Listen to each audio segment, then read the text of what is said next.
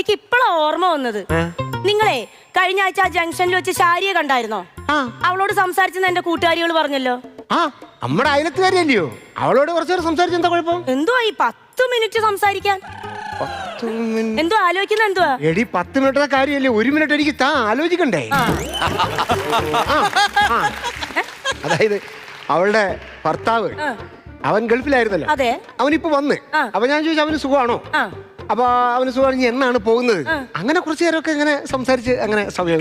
അത് പിന്നെ അയാളോട് ചോദിച്ചാ പോരെ? എനിക്കങ്ങനെ ഇഷ്ടമല്ല.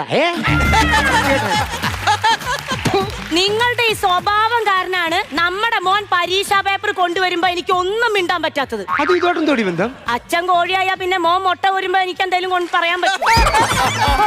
പൊന്നെ കഷ്ടമുണ്ട്. നീ 1000 രൂപ എടുത്ത് ആടി. എന്റെ കയ്യിൽ ഇല്ല ഇല്ല ഇല്ല. ഇതെന്നെ പറഞ്ഞോണ്ടിരിക്കണേ 1000